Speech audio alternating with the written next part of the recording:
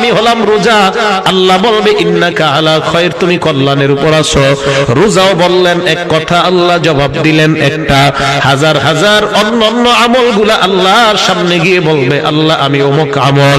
আল্লাহ বলবে তুমি কল্যাণের উপর আছো, তুমি যাও।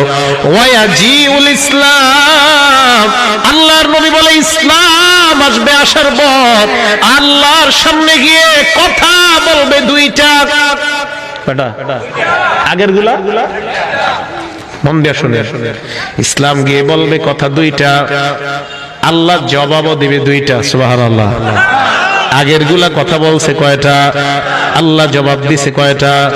ইসলাম গিয়ে বলবে আনাল ইসলাম ওয়া আনতাস সালাম, আল্লাহ আমি ইসলাম, তুমি হইলা সালাম। আল্লাহ বলবে হ্যাঁ তোমাকেই তো খুঁজতেছিলাম। আখযুবিকা, এক নাম্বার জবাব আল্লাহ, আমি তোমার কারণে কাউকে কাউকে আজকে ঘেডিরা ধরবো, পাকড়াও করব, জাহান্নামে নিক্ষেপ করব। বলেন নাউযুবিল্লাহ। দুই নাম্বার জবাব বিকা, আবার তোমার কারণে অসংখ্য গণিত বান্দা আমি আল্লাহ যাদেরকে জান্নাতের মেহমান বানায় দিব।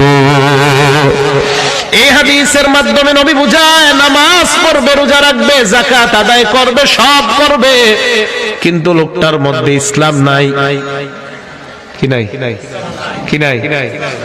কারণ নামাজও পড়ে, নামাজও পড়ে আবার শিরিকও করে।